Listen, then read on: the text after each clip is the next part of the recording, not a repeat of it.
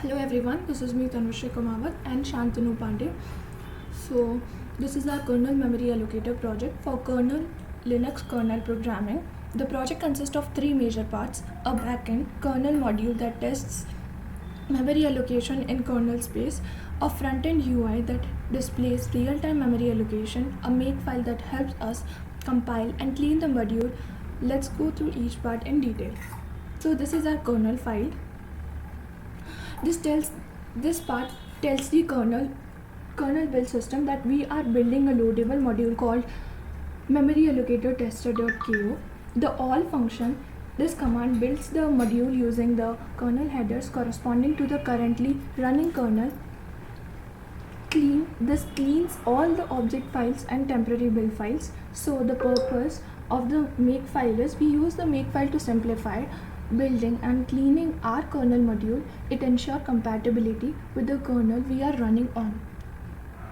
Second, we have the backend part, the kernel module code. This is named allocator.c. So what it does is, this is a kernel module which simulates and tests different kernel memory allocation methods. It uses kmalloc, kzalloc, vmalloc and get free pages. When we insert the module, it allocates memory. When we remove it, it deallocates everything. So these are the macros provide metadata for the module. Then we have the allocator init function, which contains all the memory allocation functions. The kmalloc allocates contiguous physical memory. Kzalloc is similar to kmalloc but zeroes out the memory. Vmalloc allocates virtually contiguous memory, not physically contiguous. Get free pages gives us one or more pages of memory. Here, just one page. Then we have the deallocator function, that is allocator exit. This is the deallocator function. This ensures we clean up every allocation when the module is removed. And we have used the print key kerninfo function, which print the kernel messages visible via the dmessage. Now user interface will be explained by Shantanu. Hey guys, Shantanu here. Let's jump into how the GUI is working now. So right off the bat you will notice that what we have used over here is Python. We have not used C over here. And why is that? It's because Python offers you tkinter support, which is amazing for us to create GUIs, because tkinter has all of the basic facilities that we will be discussing in the near future. Okay, so let's just get into it. So the first thing you will notice is that because we have used Py, all we have done is we have taken the output from the memory allocator function, the file, and we have used that to render things over here. I'll show you how.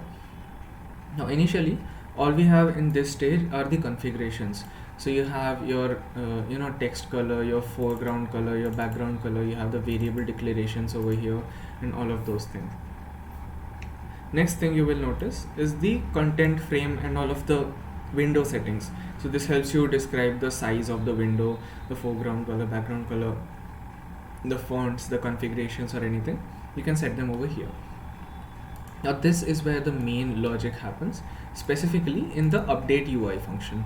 The update UI, like I mentioned, takes the output from this file over here, memory allocator, and it logs all of those messages.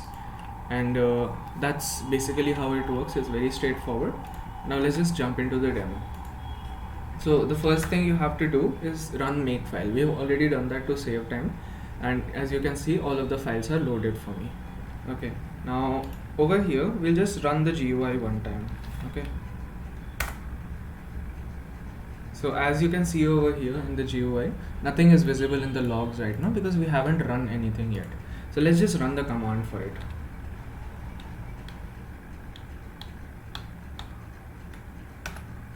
Okay, now that the backend is running, let's just display this again and refresh the status.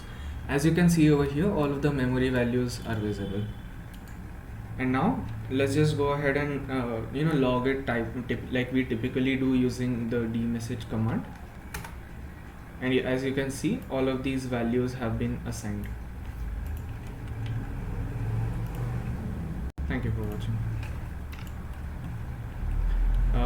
Now I'll just just go ahead and conclude.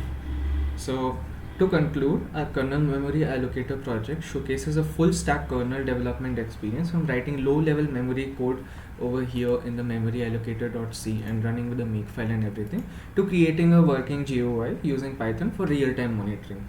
This not only helps us understand kernel level memory management at a very low level, like I mentioned, but it also bridges the kernel space and user space effectively, as you saw, because we changed the kernel values over here and we were able to use it into the user space values and display it in the window that we used over here. Thank you.